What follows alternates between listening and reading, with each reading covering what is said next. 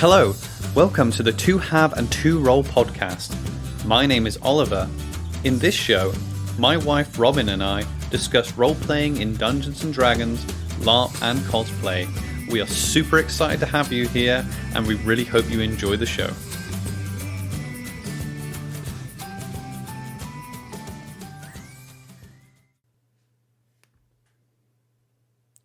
Hey everyone, welcome to Two Have and Two Roll podcast.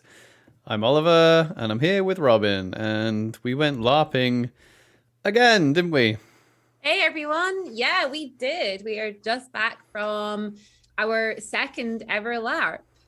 Yeah, Empire Event 2. So our last podcast was like a review of E1. I don't have any intention of making this like solely an Empire LARP podcast, but it's the last content did pretty well. If you're joining us, if you're listening from the Empire LARP community, hello, welcome. Hey everyone. yeah.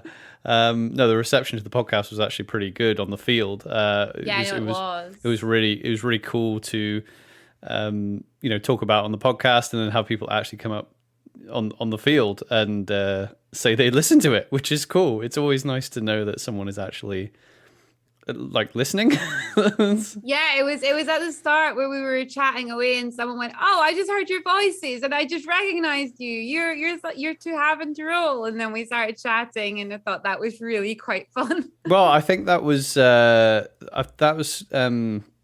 Dave, I think, from the LARP Noobs podcast. They do. I'm pretty sure it was him. Well, I hope it was him because I said, "Oh, I enjoy your work too." So, it was. It was, yeah. Yeah. So that they do a really. They're in Navarre. They do.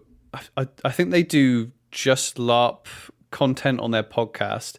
I think they've done. I've listened to a good chunk of their Empire stuff that they've done. If you haven't listened to those two guys talk about LARP, they are super passionate, and they are really funny as well. So go check those guys out if you enjoy that type of content. I think they do. I think they cover other LARPs as well, which is something I definitely want to do at some point. Although we are completely hooked on Empire, aren't we? So. Oh yeah, it's like it's already starting to feel like a second home at this point, and we've only been to two of them, so that's just. I don't even know where to start on this one because it was so busy and so absolutely effing fantastic. That I'm still broken. We're a couple of days out, and my voice, you might be able to tell from my voice is sore and scratchy from shouting. My character's not even that shouty, but just a weekend of constant speaking and drinking. And I think it was a combination though with the speaking, the shouting, the singing, the drinking, also the fact that it was so hot and dry in the air. I've seen that.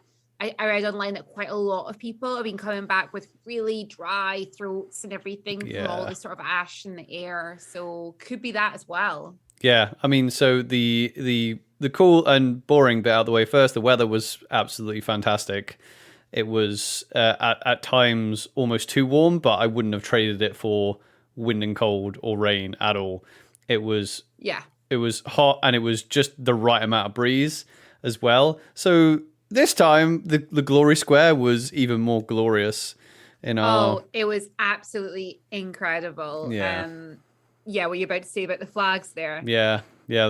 So we had all the flags, and it was just the perfect amount of wind.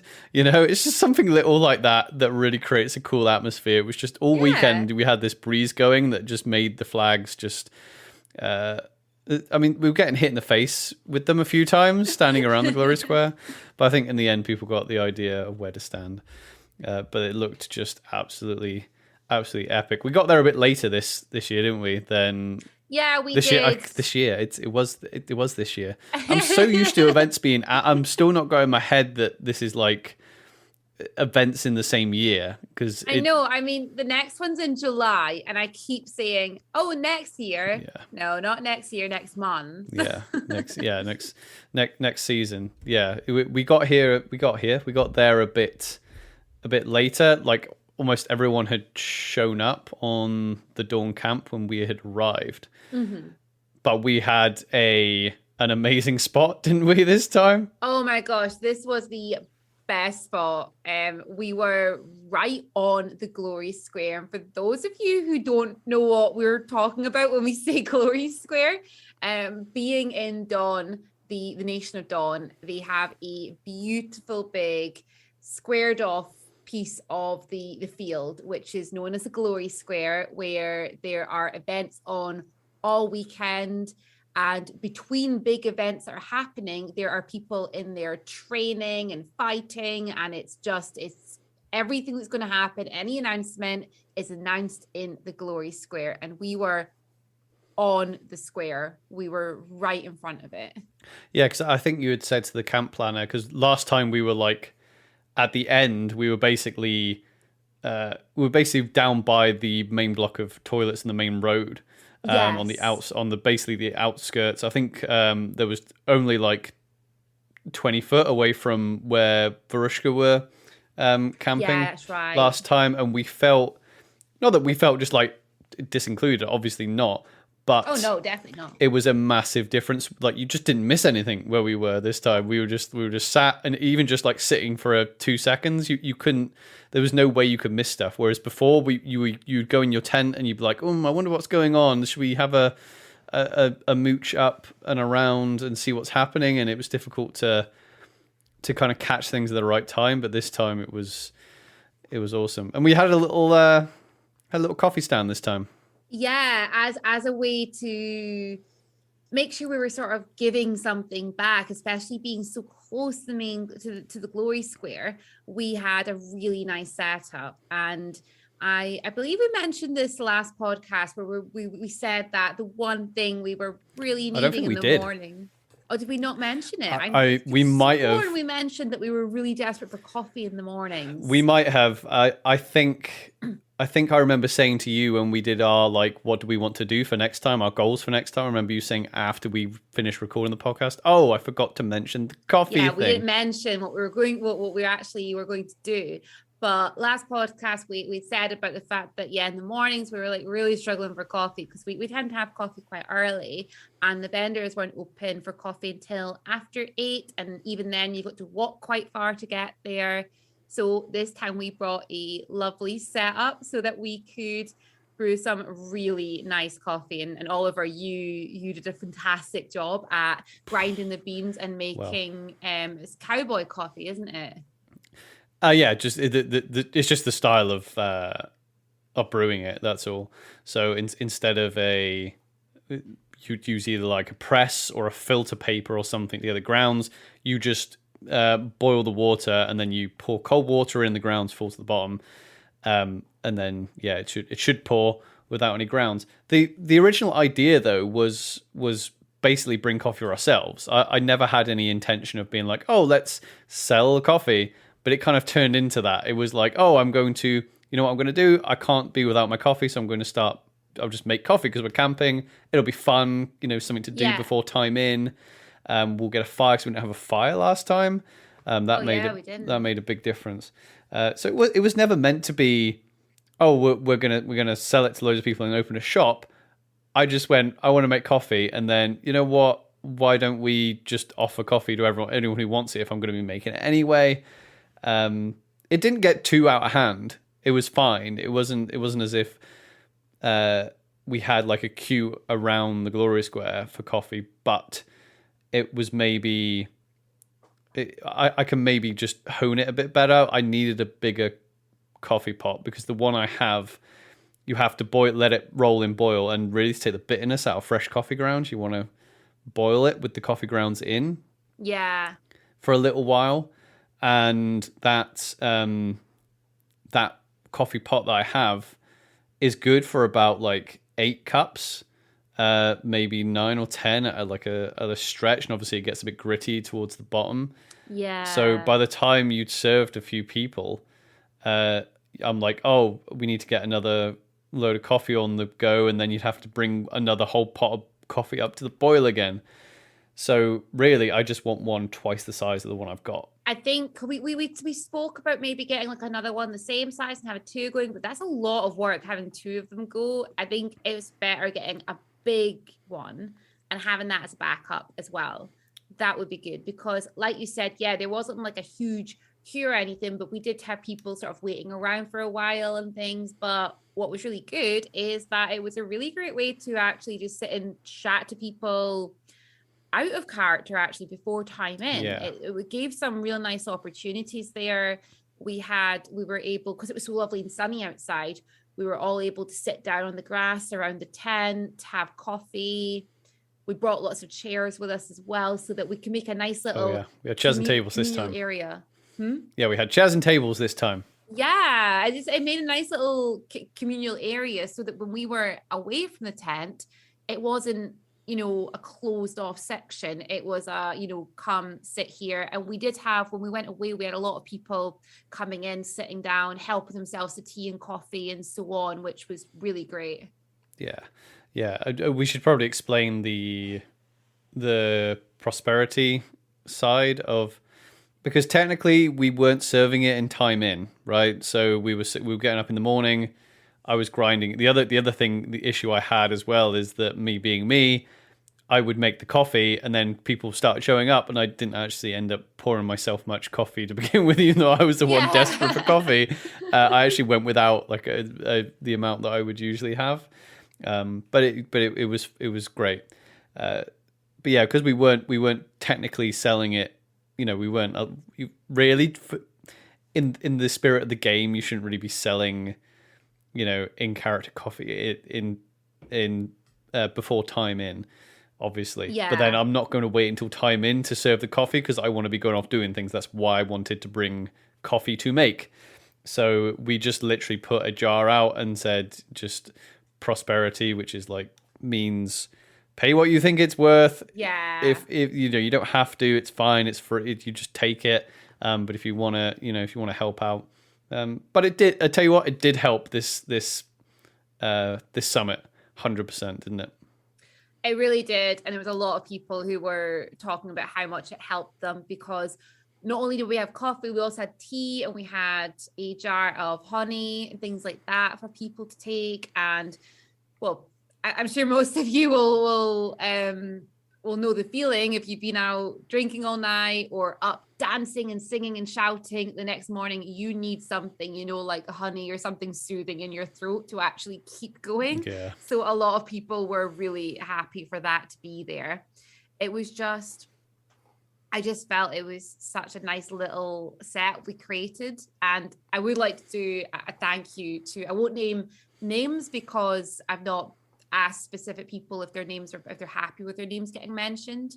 But the person who was running the triage tent near us, they were absolutely wonderful because in the morning when we were ready to go out for battle, we pretty much just left everything at our tent. We had to run off, and this lovely person came in.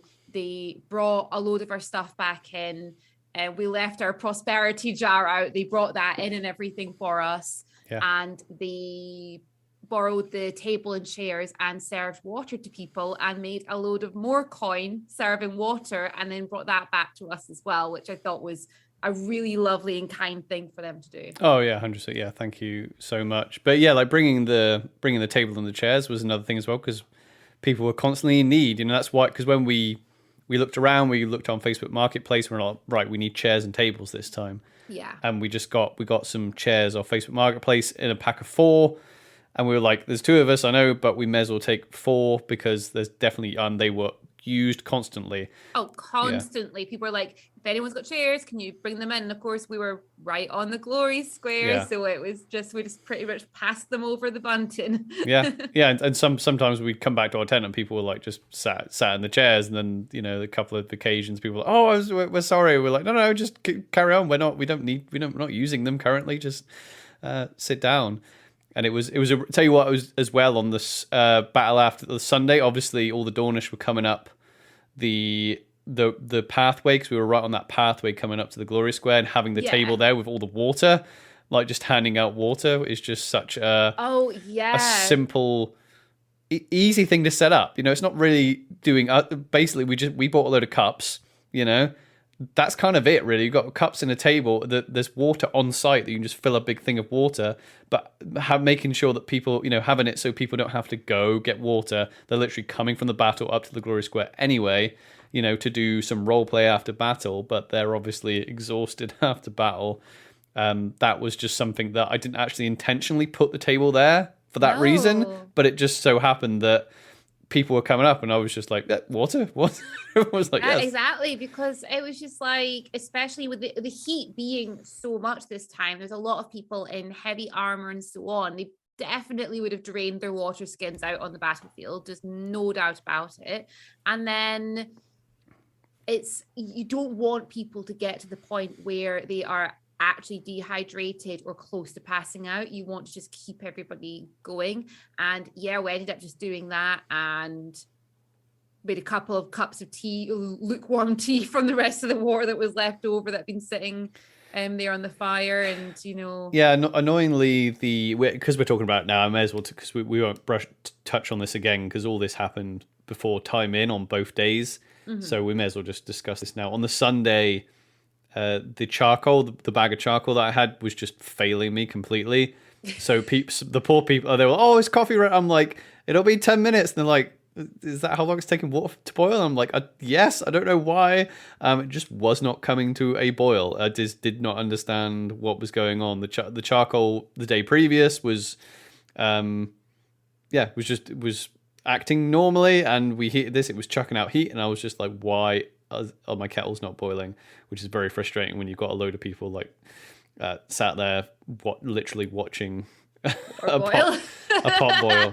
Yeah, so whatever, that was kind of out of my control, but a little bit frustrating. So I chucked a load of logs on the fire just to get it going, and that little fire pit we've got can't cope with too much either, so it can't cope with too much stuff on top of it. So I'd prefer to get a big pot next time. For the coffee, then multiple ones, because we've already got 2 kettles. I don't really want to be adding like 2 pots to that as well. Exactly, because I know that people were mentioning that, and then the more I thought about it, the more I was like, actually, one big pot is much better than lots of little ones because of the type of coffee it was. So we'll get a bigger one for next time. Still boil the little pots of the little kettles, and that should be good. The thing I want to add for next time, since we're talking about this sort of stuff here, is that the water situation, I want to get one of the nice big glass water dispensers so that it's got a little tap on the side, because I saw a few people did have those and they were great. So I thought one of those would be quite good, because then that's a case of just before battle, you fill it up, sit the cups there, and then I know that when we get back, we're going to have some water there. Yeah, exactly. So, man, I honestly do not know where to even start. Like, we did not stop the entire weekend.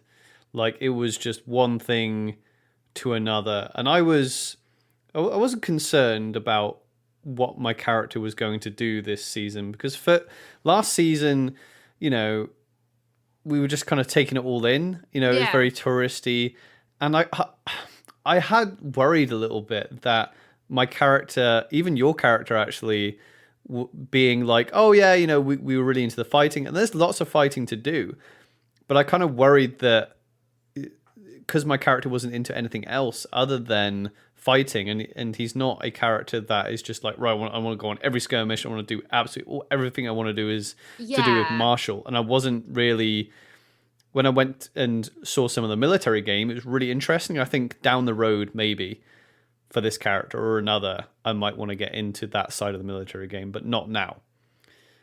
So without being into the military game, the religion game, the trading game, the political game, I was like, have I got enough to do with my character? But at the end of this weekend, that is definitely not the case. Like, I think I kind of thought that for both our characters, actually. I was like, our characters just, that they fit they've found their place this time in Dawn. Definitely did. Like they really did. Like you said, at the first event, we were very much just like trying to find our footing. And I felt the same way as you did. Whenever anybody came up to speak to us and at the first event or since the first event, being like, which part of the game interests you and what do you hope to achieve?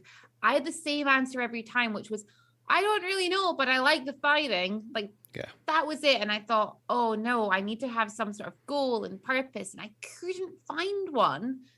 That has changed. I mean, this event, oh my gosh, we did so much. And same, I don't know where to start. So we've got to start somewhere. Why don't we start with the War of Flowers? Yeah, War of Flowers. I think the War of Flowers is where we start. Yeah, so spring. For those who don't know, we're because we've already done like 3 podcasts on Empire LRP, we are going to be skipping over some of the like explaining of what some of the things are. But anyway, so Dawn is a nation in the Empire. In springtime, there are 4 events in the year. The first event was with the winter solstice. This was the spring equinox, and you can guess what the other 2 are going to be. So different things happen on, in the different seasons. People will do them, annually. And I don't know, I guess all the different nations will have a spring event that goes on every spring. So for Dawn, it's the is it officially the Festival of Flowers? Is that the main term for it? Yes, I believe so. It is officially the Festival of Flowers. I can see you furiously writing stuff down. Are you trying to write things down that were done? No, I'm pulling up the PDF on the War of Flowers so I make sure I get the titles correct. Oh no, definitely. That was all. Oh no, I remember the one of them anyway. Yes, but there's 2 titles. Yeah, well the other one doesn't matter, does it? The other one doesn't matter. That is terrible. I've got the PDF. Yeah. So yeah, Festival of Flowers, and we did the War of Flowers. Yeah, so the War of Flowers is a player run event.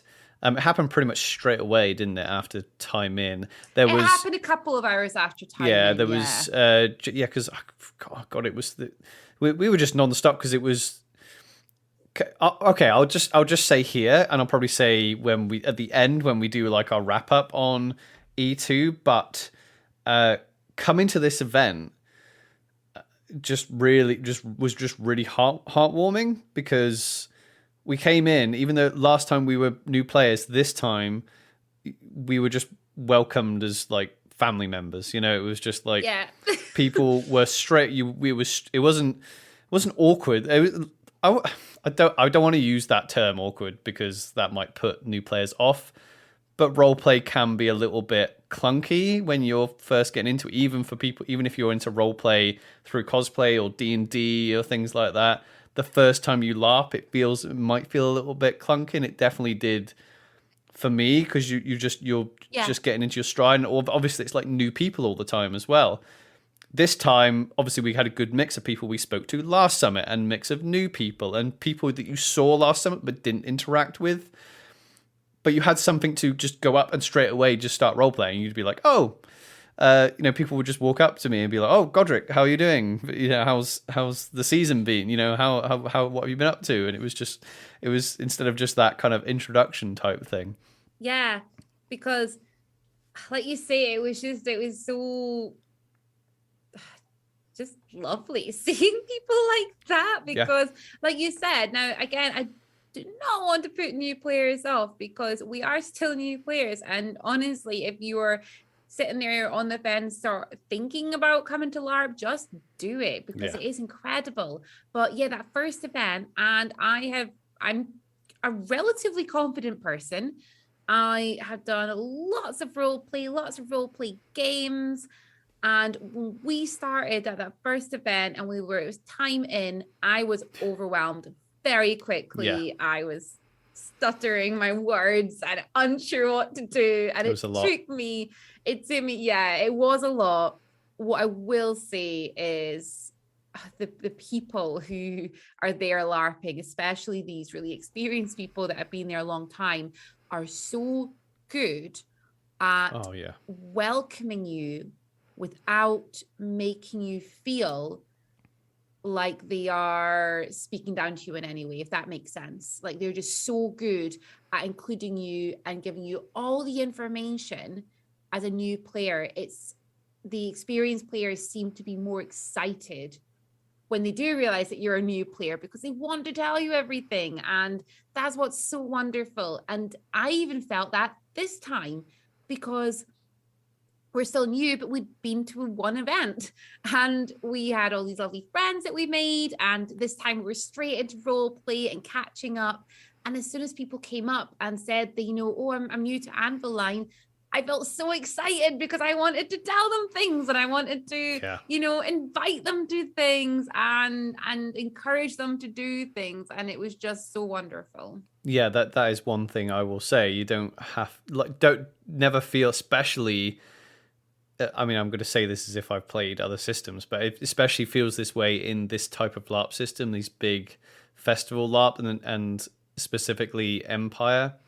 The idea of you going up and asking someone about something is that other person's way of getting game. You know, that's that they want to, if they're into a certain type of magic or they're an alchemist, guess what? They're going to want to talk about alchemy. You know, that they want you to ask about alchemy because then so it's okay if you don't know about alchemy because that's their chance to play. That's literally how the game is played. You know, once you ask someone about alchemy and they know about it, they tell you about it, you are LARPing. That's you're playing the game. You know, you're playing this specific game. You know, it's not all just about like dressing up and then going off and fighting or saying the ritual in the right way. It's about the interactions, isn't it? Yeah, exactly. It's those interactions, that encouragement from both sides. It is such a wonderful feeling and a wonderful experience. And yeah, like you said, so this time, yeah, it was like embracing people that we had only ever realistically spent a few days with. And so many people, each individual person, we've maybe only spent, you know, it's a matter of hours with them. And seeing them, it was like embracing old friends that we hadn't seen for, you know, let's face it, it's a bit weird, right? But it's kind of magical because I think we did say that when we left. I was like, isn't it? I said I feel like I've known these people for years, but we've barely spent an entire 5 days with them over 2 weekends, and even then you're like you say, you're only interacting with, you know, because it's such a big LARP, you're only interacting with certain people for so long, but it feels like I've known them for forever, which is really cool. And it's, you know what, I tell you what, this is maybe getting a bit heavy for just the start, but that's like really freaking rare in spheres of nerdy culture. Honestly, to have a large community that is instantly one welcoming and so easy to make friends in. I've tell you what, I've entered so many different you know, hobbies within, you know, that kind of geek these geeky worlds, whether it be, you know, playing, you know, Magic the Gathering and Dungeons and Dragons and cosplay. LARP has definitely been just a unique in that sense, you know. Yeah, it's that it is so rare to find something like this. The fact that, yeah, like you said, we've been into all these other hobbies, and what I will say about LARP is that it's friendly, it's welcoming, but it's also safe, and safe on quite a few different levels. There are small children running around with weapons. The kids.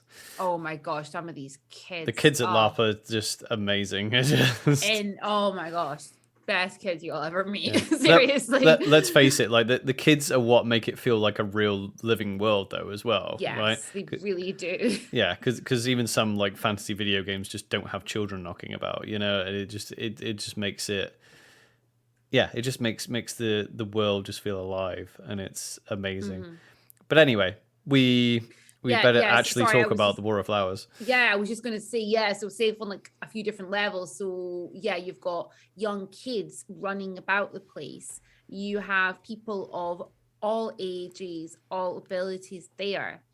Also, what I will say, and this is something that one of the negative things within the sort of cosplay world, and I don't want to go into any sort of negative conversations here, but what I will say is some of the things within the cosplay world is that it's not always that safe when you're around different people in different environments. And I have had several situations where I've been there, you know, role playing or in an outfit or whatever, and people have been not very nice, quite inappropriate, and made me very uncomfortable. I have now been to two of these events, full weekend, with these people for, you know, all day, during the night, drinking, partying, role playing, everything. There hasn't even been one inappropriate situation Yeah. or anything. And I think that is a real testament to the hobby as a whole. Yeah, incredible. I think, and you know, obviously it's 3,000 people in a field, you know, partying, drinking heavily. You're gonna get. I mean, you do get, you know, unfortunate things that happen, you know, but I think relative to the amount of people that are there versus the incidents that you hear about, it's pretty So low. rare. Yeah, Yeah. it's pretty low. You know, if anyone's ever been to any other type of festival or like you say a convention, you know, it's just rife with yeah, just bad people Yeah, knocking about exactly. doing bad things. But yeah, anyway, the War of Flowers, Robin. Yes, World Flowers. The War of So Flowers. the War of Flowers, this year was held, it was a lovely war held in the Glory Square. It's And not it an was actual at war. It was a lovely I know war. I just said war. I didn't mean to say war. That was the best It's description. It was a lovely war. Hell, it's not actually a war. it was a tourney held in the Glory Square. This was a couple of hours after time in, so pretty quick after time in, and we both went in to fight for this, and there's quite a few people there fighting. I didn't actually count how many people were in the square, but Loads. quite a lot of us. And we were in there fighting, and I'm trying to find sort of a bit more of a better Do you want me to describe what you try and read? yes, Because I can see you're reading something. What are you reading? I feel like you're probably better reading this out, to be honest, because I'm kind of going to struggle to read this out, and you're probably better What is it reading you're it than I reading? am. Well, send it over to me. I don't know what. Send it over to me.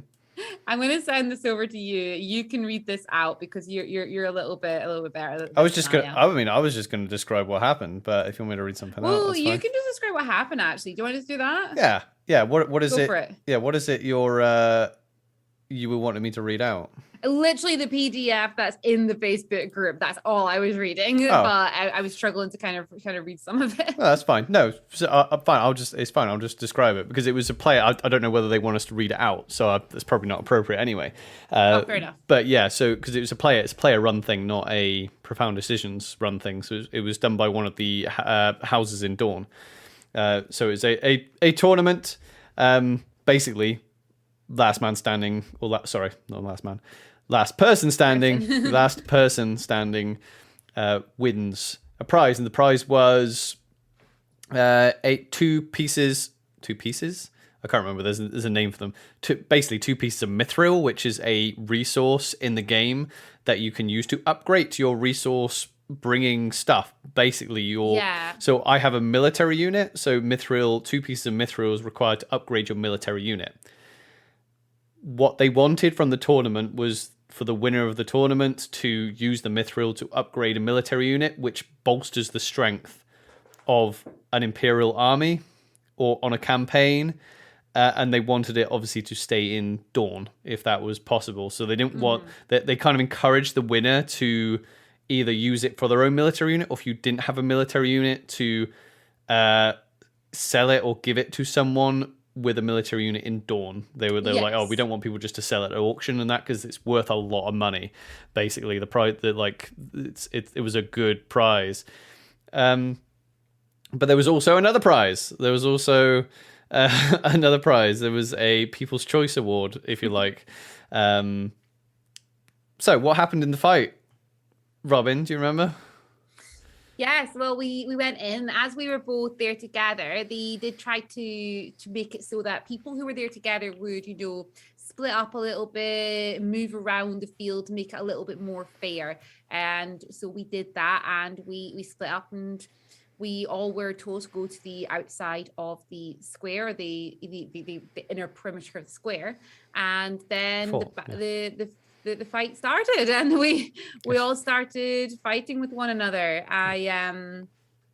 It was, I guess I didn't really see you much while I was fighting. It wasn't until I didn't see you at all. Well, exactly, yeah. So I didn't see you at all. I swear I was there. No, I meant I didn't mean that in a where were you? I meant there was a lot. I meant it was a free for all. Yeah. So yeah, it was like a total by the way, free it was a free for all. So that means it was everyone against everyone. So yeah, it was a total free for all. And when I first went in, I was at this bit, and next to me in the corner was the only archer that was there, and I was like, "There was an archer." Oh yes, I was like, that's brave coming in as an archer. But the archer who was there, it was he kind of like, you spoke to me as we were going in, and there was another person next to him, and the three of us had quite limited armor on compared to a lot of the other people who were all wearing like chainmail and things like that. There was a lot of really heavily armored people. Yeah, me. Or people with big pole arms. And the three of us were standing there, and they kind of both looked, we all looked to each other and kind of almost had that like agreement of, we're going to leave each other alone for a bit. Or, yeah, we're going to leave each other. We're fine.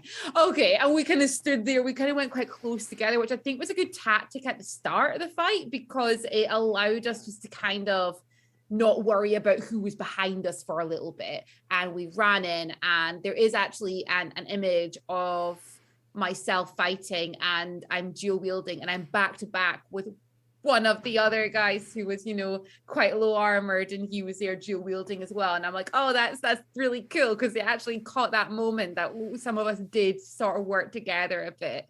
And yeah, I fought for a while and managed to get a few real good strikes in. I'm glad that I did manage to land a pretty good strike on the person who ended up winning the tourney.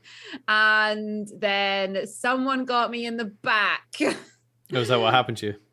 Yes. Someone cleaved me right in the back. Oh, well, that takes you out of the fight completely then, doesn't it? Huge hammer. Yeah. It was like this big war hammer, and I was fighting two people in front of me, and someone just brought this hammer down onto my back, and I was down. Oh no, it wouldn't have got you to zero straight away, because you had your leather armor. Yes, this time they hit me, and as they hit me, the two people I was fighting brought their weapons down on me. No. I was gone very quick. I was on the ground, and I had to roll out and be seen by a medic, and then I got to watch the lovely Godric fight the rest of the way. So would you like to take it away? Oh yeah, I didn't want to play by play it, but yeah, it was because it sounds self congratulatory, but no, basically there was people like gathering, like new people gathering, and I cheekily, like at the start of the fight, was going around saying, by the way, there's a people's champion, so if you there's also, yeah, if you want to cheer for me, feel free to. I went for it. I forgot my calls, annoyingly. Now I kind of know, I'm getting to know faces better. If I were to do it again, obviously everyone would do everything different if everything happened again. But now I know who faces are. I would have picked my targets a lot better. The noble that won the tournament in the end was a mage that took me out. If I had known that he was that good a fighter, I would have basically kind of focused fire on him and cleaved him in the back as soon as I could first, but I didn't think he was as much of a threat as he was. So yeah, I took a couple of people out. I ended up getting my brand new shield shattered by the mage, as mages do. But what I didn't expect was the paralyze. So once I was, I was paralyzed, and then that was it. Because I had 7 hits. You know, I was not easy to take down. And he used basically 2 of his spells on me to take me down. But obviously, once I was paralyzed and then put on the ground, there wasn't too much I could do. But it was pretty epic the way he took me out as well. Oh, it was. And so can I describe how he took you out? Because I watched this, and this was brutal to the point where one of the refs actually called over about it. So he knocked you down, paralyzed you. You were on the ground. He'd hit you. He got his it was like a staff, and he jumped up into the air over you and brought it down next to your head as if it were to like land on your head, basically. And he shouted a call at the same time just to finish it.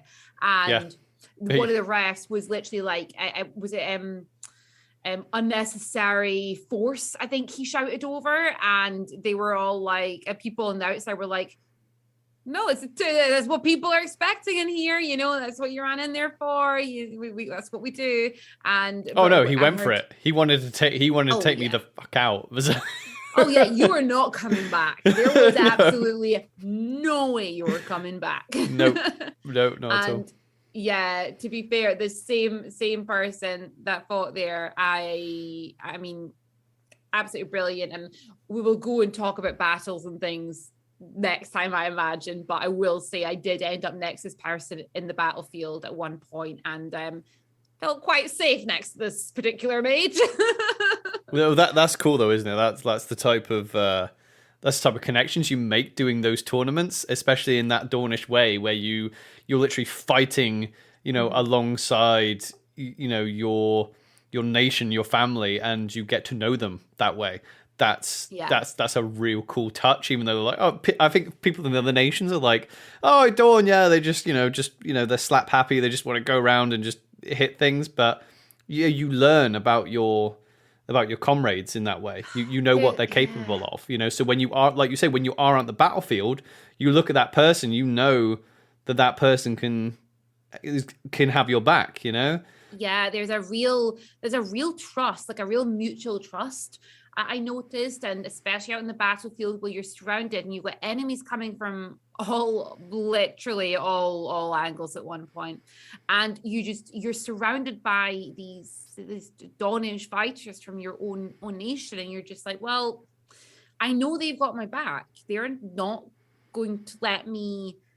They're not going to run away. So I'm going to have their back at my side. And it's wonderful. It truly is. And like you said, these lovely tourneys within the actual Glory Square itself allows you to get to know these people, get to know the fighting styles, and it allows everybody to improve as well in that sense. Yeah, no, that was great. I liked it. It was good. It was really on the Dornish brief. That thank you. It was. I'm just going to say it's House Orzel. They're a big house. Thank you, House Orzel, for organising that one. Do you want to take a little break and then we'll come back and talk about what we did the rest of the night? Yeah, sure. And we're back. We didn't say the titles of the winners of the War of Flowers. So I got the People's Choice, because I got the biggest cheer. That was basically how they decided it, how you normally decide that kind of People's Choice thing. Yeah. So I got the title of Champion of Accolade. Well done. Yeah. No, well done. Sorry, I was kind of setting that up for you to tell, because I don't know what the other person got, because you, before we came on, you're like, I've written down both titles, and I'm like, so you got the Champion of Accolade, which was, like you said, decided by everyone cheering. So we went round everybody who had taken part, and it got down to 3 people who had the loudest cheers, and then they re-cheered for the final 3 people. Yeah. So who? Yeah, we know it was me that won that one. Who actually won the tournament? What was their title? The title for the person who won the tournament was the Champion of Prowess. Champion of Paris. Yeah, I think Champion of Accolade sounds better. Let's face it. I kept saying to him, I'll get him next year. So I think to be fair, like if he hadn't won the tournament, then I think he would have been the Champion of Accolade anyway. Yeah, he was. Yeah, I mean, obviously, everybody who was fighting looked absolutely glorious and wonderful when they were fighting. There was something like the way that he was fighting. You were just like, yeah, he's kind of dominating this field at the minute. It was just taking everyone out so quickly. And the fact that after, when everyone's like, he didn't even have any armor on. And it was like, when nobody got near him to hit him, it was brilliant. I got a hit off on him. I just didn't cleave, you know. I know. I said the exact thing a few minutes ago, didn't I? I was like, I'm really glad that I managed to hit a few people, and one of my hits was to the person who won. Yeah. But I didn't cleave, and I got his leg. I should have cleaved. Well, exactly. If I knew, I was saving my hero points for like the last few scraps. So, but what do you do? So the War of Flowers was awesome. We then straight away went into the next like little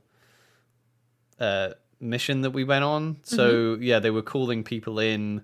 I think we had a few conversations, but we were called in because there was a load of Navari showed up in the Glory Square. Yes, and they were asking for people. I don't think they literally said newish players, but I think they were targeting newish people, right? Because it was, or were they? I don't know. That's what I'm saying as well.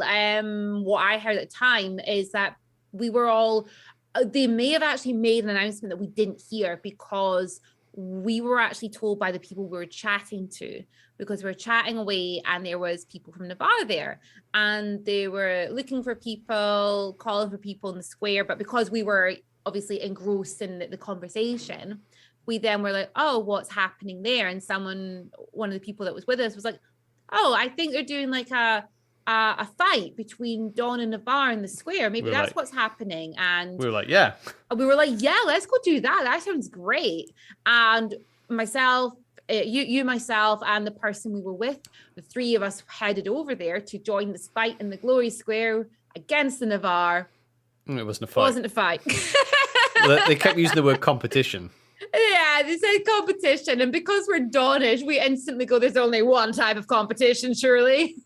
Well, yeah, I was up for a competition. So it is I later found out that it's something to, like, in game, it's a way to strengthen the relations between Dawn and Navarre. So there is a garden, which we both have completely forgotten the name of.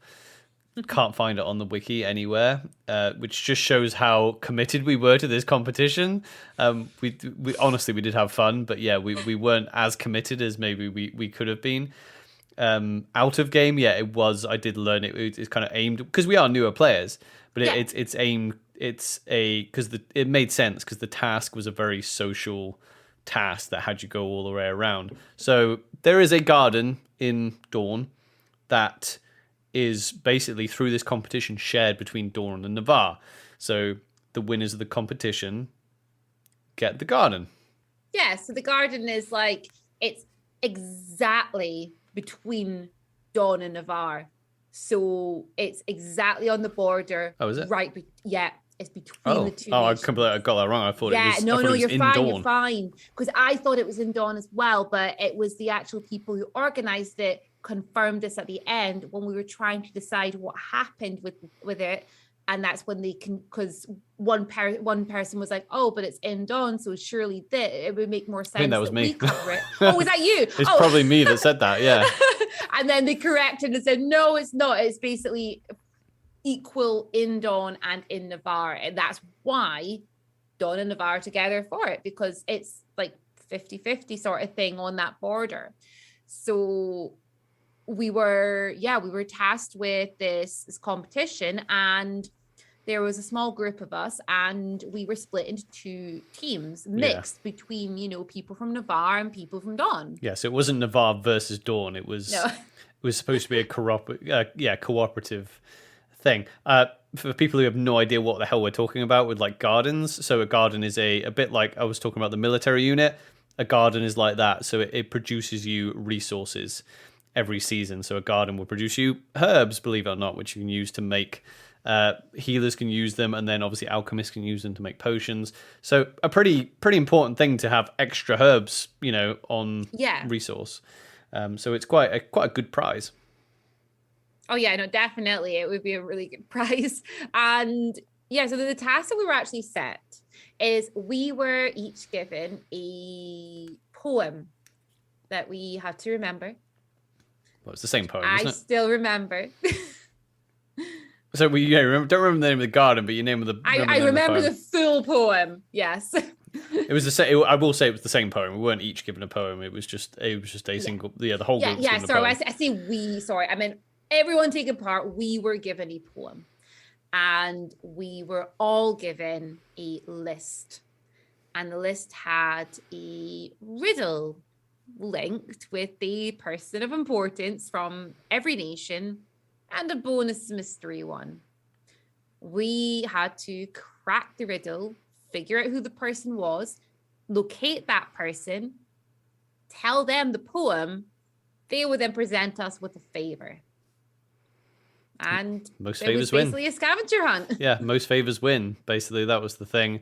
Yeah, we it was great. I had real fun because we kind of split up, didn't we? Because we were both on the same team. Mm-hmm. And we were with one Dornish and two other Navari. Yes. We actually got the first one really quickly. Our team. Oh yeah. Yeah. Instantly got it. Yeah, it was from one of the vendors. Funnily enough. And then we split up, and that's where it got a little bit like... Yeah, because we split, there's 5 of us, and we split, so you and a person from Navarre went together, the other Dawnish person and the other person from Navarre went together, and I went by myself. So we split into 3 groups, and I believe you pair went to one location, the other pair, I know they went to Wintermark, and I stayed in Dawn. And I got my favor. Yeah, you got your favor. We didn't all by myself. Well, the problem was because the player I was with was a brand new player, and the only people she knew like out of character were in Navarre and in the Imperial Orcs. So I was like, we couldn't remember the Navari riddle, so we were like, you know what? There's 3 Navarre on their team. They've probably gone to Navarre. They've probably gone to Navarre first. Why don't we then go to the Imperial Orcs? Because there's 2 of us, and this is a thing. Like if you're going to go to the Imperial Orc camp, there needs to be 2 of you. So that was important that we went as a pair to the Imperial Orc camp. However, getting through the Imperial... by the way, can I just say how much I love the interactions with the Imperial Orcs? Oh my gosh, I love them. I love interacting, especially being so Dornish, because I just like push into that like flower power child. Like even though I'm not a noble, I still push into that. I carry myself as if I'm a noble anyway, and I love the contrast of being a Dornish noble. Like interact, especially walking into the Dornish camp. And I never drop my I try to never drop my charm either. Like if I'm going in there and like, what do you want? And I'm like, oh, hello. could you please show us? We're looking for this particular orc. And they're like, what's in it for me? The immersion that the orcs give you is just something else, and their camp is amazing. Their camp is amazing. I have not seen their camp, and I'm next event. I am going there. I recently on TikTok actually somebody was commenting on our things. Turns out they actually were one of the orcs that we had spoken to at one point, and I was like, right, I need to come and see your camp and come and see you in character and actually have some fun role play, because the orcs, honestly, wherever they were going, they were always in character. Obviously we're all in character, but they were really they do such a good job with immersion. It's so good. And they do totally make you feel like you are in just a different culture and so out of place when you walk into their camp. to the point where I had one orc on the gate, because they've always got someone on the gate, which is like is unbelievable. So as soon as you approach, like, what do you want? You know, and you're like, well, I'm looking for this person, la la la. We're looking because we were looking for a Skywise, which is a prominent. I want to get this right, because we have houses. They have something else. I'm not going to say it because I can't remember it, because I don't want to get it wrong. Okay. Do you know what it is? So not clan. I don't think it's a clan. Anyway, they're a prominent group. So we knew we were looking for a Skywise. Mm-hmm. So we went, can we speak to one of the Skywise? And it was funny because the orca was like, I'll take you to them, right? And he goes up, but he marches off like fast. And we're like trying to keep up. And as we're walking by, like two other orcs are like, what are you doing here? And I'm like, oh, I'm with him. And he's just pissed off. He's just like walking away. And I'm like, so then I have to explain again what I'm doing there. And then the first orc comes back and says, what are you doing? Why are you? I'm like, I'm sorry. I was stopped by this orc and asked what I was doing here. And that happened like twice. Then we ended up, we finally got to where a Skywise was, so we could ask them. And the orc stops us and goes, oh, well, what are you going to do for me if I help you find the person? And I was like, okay, well, I'll have to owe you a favor, won't I? You know, and they're like, okay. And then as we go around the corner, the other team is already there in the camp speaking to them. And I'm like, so they were way ahead of us. Because I just assumed that they would go to the Navari camp. But yeah, no, I think they possibly assumed the same because we had two Navari on our team. They may have just assumed the same. Yeah, so... And then we were told, I mean, we did speak to them because the other team didn't give us anything. But when we spoke to the orcs that we needed to speak to, they said the person we're possibly... Because it wasn't an obvious clue. You know, it was like something about covering an orc that covers their face. Where we said we're looking for a Skywise that covers their face. So it was a riddle. It wasn't literal. And obviously the orcs are like, well, we don't cover our faces, you know? I'm trying to be polite and be like, I'm not upset anyone. I'm like... I know it's a metaphor, so could that mean something? They were totally playing into it. It was really fun. You look like you've had a revelation. Oh, I think I know who it was. Well, no, the other team got the ribbon. It was. I know they did, but I think we literally had the interaction with the orc that we're talking about. No, they weren't a Skywise. I asked. No, I know they weren't a Skywise. I'm saying I think I know exactly which orc you're talking about. It's the orc's TikToks have been liking a lot recently. The one who literally has a veil over their face. Oh, possibly. Yeah, I don't know. Anyway, they possibly. Basically, we didn't get it. But what we did learn is that the orc that we were looking for was going to be either in the military council or in the conclave. Mm-hmm. So obviously, the conclave is the meeting of all the important mage people. The military council is the meeting of all the important people in the military, all the generals. Yeah. But you can't just walk into the military council. If you listen to our previous podcast, you know you can't just walk in and speak unless you are invited to speak. Yeah. So we then started figuring out that these were all people of really importance. And we should mention also that our time limit was for 10 p.m. the next day. Yes. So it was so we had many hours to achieve this. We didn't achieve it because we had other stuff to do. I feel sorry. Like if you're the person who was walking around with me on this scavenger hunt, I do want to apologize to you if you're listening to this, because I kept having conversations, which was fucking beautiful. Walking around Anvil.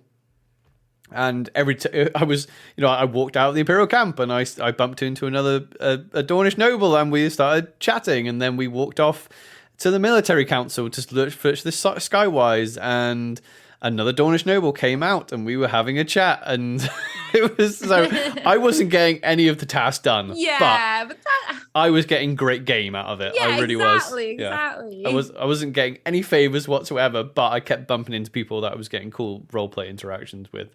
We were talking about other parts of the game, so that was fun. But then you, obviously, because we figured out, it's people of really import, so we came back to Dawn to try and find you, but you managed to do something about it, didn't you? Yes. The person I needed, I spoke to many people. I recited the poem many times, and I eventually managed to figure out the house I was after. I then went to where there was a big meeting happening, and the person that I needed, after speaking to someone else within the meeting who actually came out the meeting to speak with me, which was really lovely, I was confirmed that the person I needed to speak to was actually hosting the meeting. So somebody else within that house invited me in, asked me to come to see, relax. They were very welcoming and very happy for me to stay there, which meant that when I then saw the opposing team appear in the glory square, I mentioned to one of the people in the house, oh, that's the other team. And the person I spoke to went, oh, do not worry. You were here first. You shall be speaking with this particular person before anyone else will. And I was like, okay, that was easy. I would sit here and have a drink with you until the meeting's over. I sat there. The meeting ended. I approached this person. I said the poem and they smiled and they took out a favor and handed it to me and wished me luck. Yeah. It's very nice. Awesome. So I was so excited because I was like, oh, this is going to be great. We've already got the first one. I'm by myself. I've got the next one. Where's everyone else? God, I was so proud because we had just like walked around. I had like a load of cool conversations, but hadn't achieved anything. And then we walked up to you and you came like skipping out of the Earl's Council being like, oh, I got the next one. I'm like, oh, great. Skipping out, holding this favor, like, look what I got. And we won't leave people in suspense, but that was the only two. The one we got from the vendor and that one were the only two ribbons we actually managed to get the entire competition. Yes. Yeah, that was all we got. We may as well wrap even though we're fast forwarding to 10 p.m. Saturday night the next day. We may as well just wrap that story up because we can wrap that story, yeah. Yeah, so basically the other team got like 8 ribbons. So because what basically it was one person on their team took it very seriously and really worked hard for it, you know, and they I will say that person did so much work to get those. They didn't stop, and freaking if you're listening, you deserve it. Well done. Congratulations. Yeah, not to. I'm trying to word this not to sound like completely douchey, but like it's a really good like new player. Like if you're brand spanking new and you do not know what to do at all, it is the perfect. That's what it's supposed to be. It's supposed to be so you go to all the nations because every clue was for every single nation, so it literally meant you had to go to all the nations to speak to people, and it's a great way of getting into the game. But again, I don't want to sound douchey, but like I had other game that I wanted to do and I didn't want to spend the entire weekend looking for these ribbons. It's awesome, it really is. I think it was a real cool thing to be a part of, and in the end, the other team got it, but obviously it was mixed teams. There was a little bit of backwards and forwards of like, because the person who got the most ribbons, they then went, okay, well, you take control, because they had to nominate someone to actually have the garden for a season, which is like just one event, basically. When we say a season, it's just like one event. Until July, basically. Yeah. So obviously that went to the person who got the most ribbons. That was fine. Then there was a little bit of like back and forth, like, oh yeah, where are all the... I think this... I don't know what they decided in the end. I think because obviously the spirit of it is that the resources are split between Dawn and Navarre, because that's the spirit of the competition, is to, you know, just to get Dawn and Navarre working together, which is pretty cool. However, even though I wasn't like gung-ho, I'm going to win this thing, into it, I was into the concept of it, and I did put myself forward to help with the next one next year. Yes.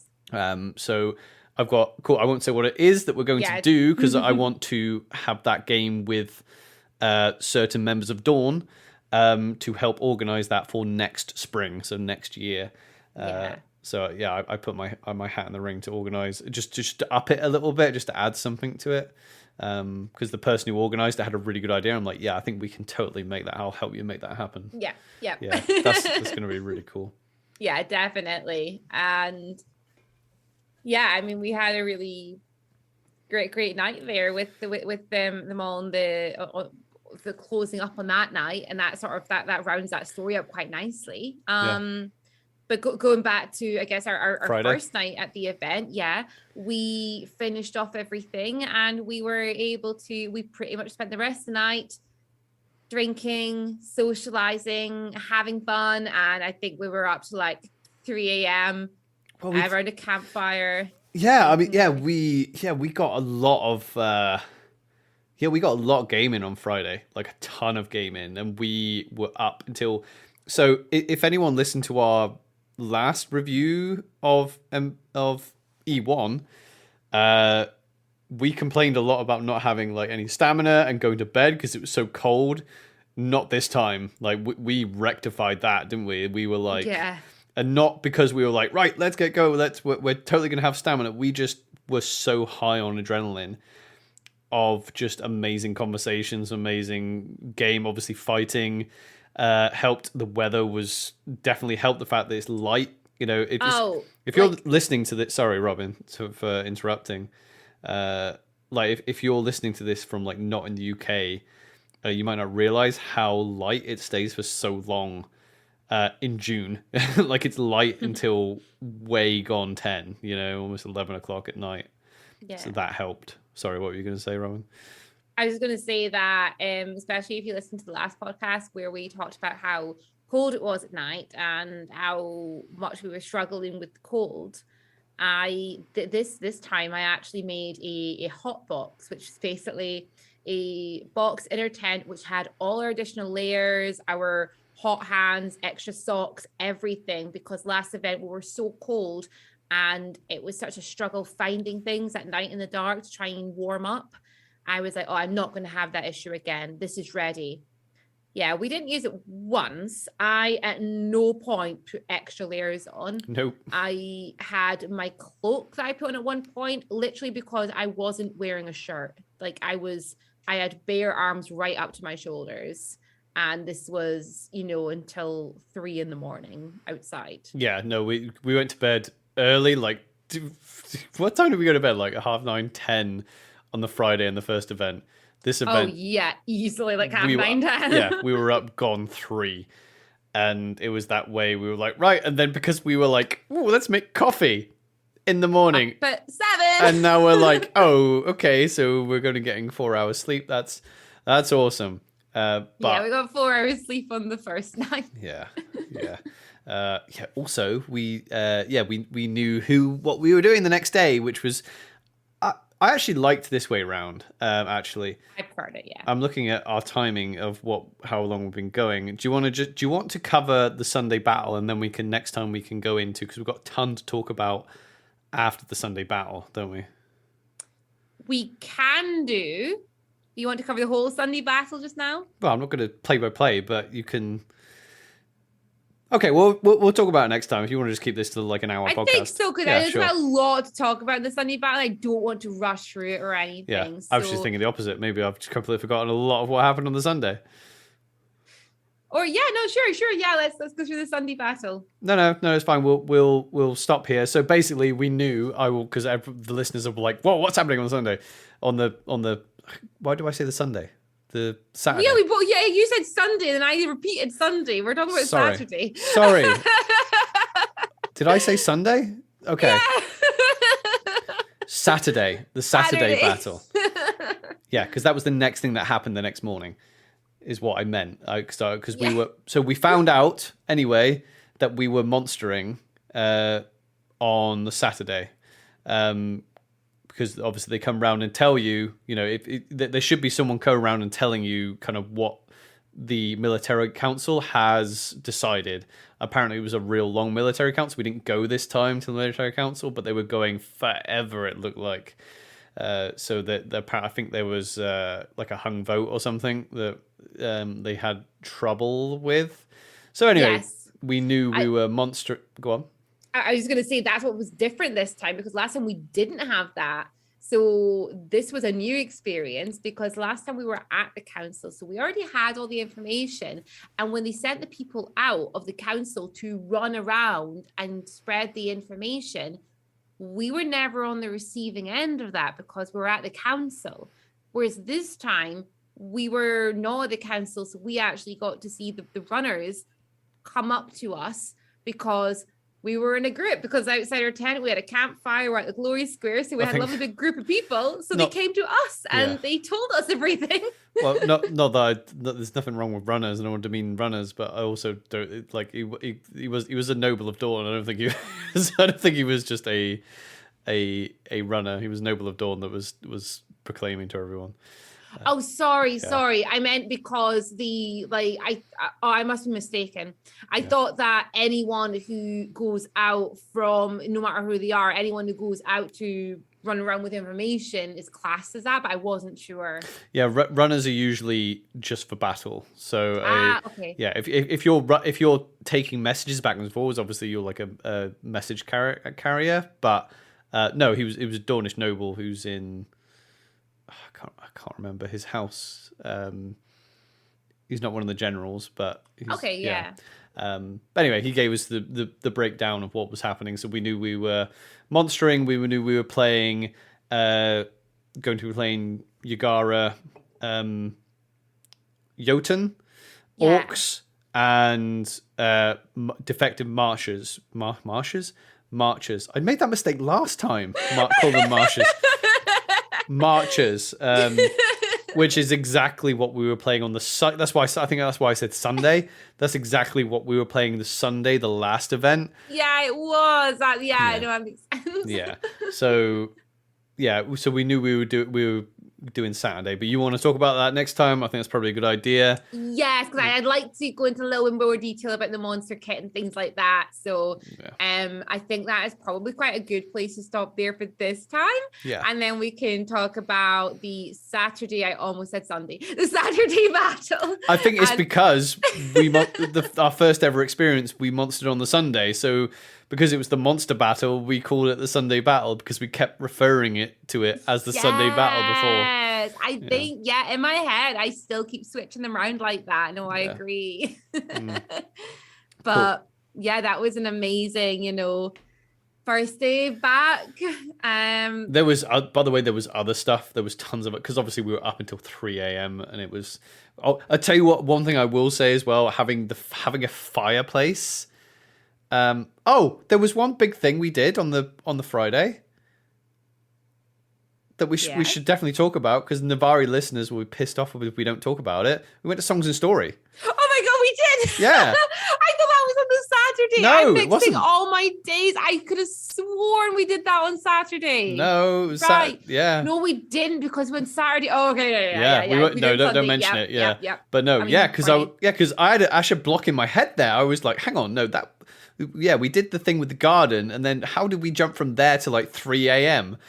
No, we went to Songs and Story. We went to Songs and Stories, and honestly, Songs and Stories. So, for those of you who do not know, this is held in Navarre, and Navarre have their camp within the actual woods. They have a beautiful large area sectioned off. It's like a large circle, like a large circle. Like a large circle. Area. It is a large circle. Yeah, it's a large circle, and in the center of it is a huge fire. Is it classed as a fire pit? It's like a fire orb.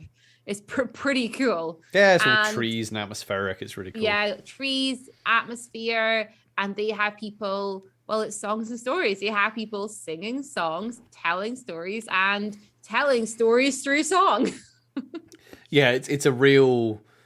Yeah, you can tell the Navari are like really, really freaking into it. Like it was almost like it was almost spiritual in there. It was like quite. It was something else. So the atmosphere was. Wonderful. Yeah, so it seems like it seemed very well organized. I don't know how they organize it. I would like to maybe like talk to maybe the organizer, something like that, to see how they do it, because it looked like they had an idea of who wanted to come up. They have, so from my understanding, from speaking to one of the people who was tasked with being in charge at certain points, they have different people within Navarre who are in charge of certain points throughout the night. Basically, they have different, different time frames that they are in charge of the area. And then from my understanding of how it works, they have a mixture of people who turn up and just want to jump in. Those tend to be the people that are kind of like on a bit of a wait, and they have people who have already submitted, you know, I would like to do this particular thing at this particular time. But there are a few people we could double check the information with. I've got one person in particular who can definitely can confirm all of that for us. But that was my understanding from what was happening. And we were able, how long were we at Songs and Stories for? Do you remember? Yeah, I think we were there for a good like 45 minutes. We saw a few people go. We weren't there for a long duration. We maybe even longer. It was kind of. I think we were longer than that. I think we were. It's difficult to tell when you don't have the time on you a lot of the time, and it's just the time just starts going by. Well, we were there late because it was dark. When we finished. Actually, yeah, because when we walked out there, we could walk out there absolutely fine and find everything on the way back, and there was no light at all. It was completely dark. Yeah, so we're probably there for a while. But God, yeah, what a supportive atmosphere. You know, there's obviously, I mean, there was. I'm not going to be named like, oh, this person was awesome. This person was awesome. There's obviously people who can sing amazingly. People who are super entertaining and funny. People who are great storytellers. But it didn't feel like, you know, sometimes where there's like karaoke going on and there's like 2 or 3 people in the building that can actually sing and no one else gets up and tries it because they're just like, what the hell's the point? You know, because there's like a singer here. It's not like that at all. It's basically the experience of sharing something, you know, and the experience, and everyone seemed very supportive, you know. People were coming up and you could feel the energy of support, not the energy of just like quiet judgment and people being, because sometimes audience members are like awkward and that kind of makes, when you're performing, that puts extra pressure on you, but it didn't feel like that at all. Yeah, I mean, and another thing as well that I would say is, because this is the first time of us being at Songs and Stories, I wasn't 100% sure what to expect. What surprised me was the fact that I expected it to be mainly Navarre or pretty much all from Navarre. I was really surprised to see so many people from so many different nations all together, all performing. It was amazing. And the support, you just said, Oliver, the support was incredible. There was even, I won't name names, I won't go into details, but there was one person who started, and I think they got maybe potentially a little bit nervous, and they said that they didn't want to carry on that night, but they would maybe want to do it the next night instead. And the response from everyone there was, you know, yes, of course. Come back tomorrow, wonderful. Yeah. Please come back. Or if you change your mind tonight, please let us know. You come straight back on. Yeah. We're here for you. And that support, it's what's needed. It really is. It was so supportive that one thing that I'm kind of considering for my own character in the future is I would like, I don't sing and I do not play any instruments, but I do like to speak. And I would very much like to take a story with me and tell a story, either a story from battle or a story from something, and perhaps speak to, because I have, you know, several people there and I know a few people that play some really nice instruments, maybe speak to somebody who could perhaps play something in the background as I tell a story. And before going to Songs and Stories, I thought, no, not a chance would I ever be able to stand up in Navarre and tell a story, until we actually were there. And I was like, wow, the support here, the positive energy that's around here. I'm like, wow, I want to stand up and speak and share something and be part of this. It's wonderful, really is. It's contagious. Yeah, I mean, and yeah, while we're kind of just wrapping up this episode anyway, we may as well kind of go a bit deep and get mushy about it, because you can tell how much I'm loving this, you know, this LARP thing. You know what I love about the fact that there's like you're all playing in nations, and people always use the word tribalism in like a really negative way, because there are very negative connotations to tribalism, you know, but it feels like maybe I'm not articulate enough to maybe I'm not using the right word, but it feels like Empire is a way of going. It's like positive tribalism, you know, because Yeah. of course there are rivalries and we have fun, you know, and there are, you know, sometimes there are serious in role play confrontations between nations and things like that. But it isn't just that. That Songs and Stories is a good example of. It isn't obviously the Navari go, yeah, this is, you know, we're all about songs and stories. It's in the woods. We're Navarre and they sing songs about Navarre and how awesome Navarre is. But there's also, yeah, you have people from the other nations. So, you know, you have people coming from all like the Brass Coast and saying, look, this is our story, and everyone's supportive. And then there's stories that mix the nations, and there's stories that have their place in all different parts of the empire that talk about, you know, our mutual enemies and our mutual interests, and they're embracing the. I mean, I can't not mention the three Brushkin bards. I'm like, Oh my god. they are. Oh my god, they're so good. Okay. Seriously, so the name of the bards, if anyone can help us out with this, because when we were actually in Wise Guys, which is the Tavern Dornish bar, Dawn, when we were there, they came Best performed. Sorry? Best tavern. Yeah, we were there when they came and they performed, and somebody mentioned the name of their band, and I remember at the time that this was, you know, early hours in the morning, and I had a lot to drink, and I just remember in my head going, "Oh yes, I've read that somewhere on like Facebook or TikTok or somewhere on the internet. I knew this band existed. I've forgotten the name." It's gone. It is one thing you'll learn. Drunken Robin has it somewhere. Yeah, I don't know. So. You'll learn, and people have learned on the field that we're terrible with names. So what's one thing I will say, especially in LARP, is that you have to remember not only a person's name, then their character's name, and usually like their house or their lance unit or whatever other title that they have. You have to remember. It's just impossible, you know. So you will find yourself saying a lot. I'm sorry, my memory is terrible. I've totally forgotten your name, even though you've spoken to them constantly. And it's... I did feel so bad because I got it on the other side as well. There's people that I've spent so much time with in character and out of character. And even they were like, oh, wait, I'm really sorry. What was your name again?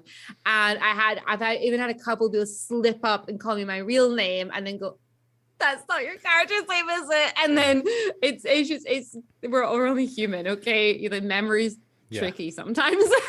But on the flip side of that, like my character is very much like he wants, because he's a knight errant of dawn and he's looking for great deeds and glory.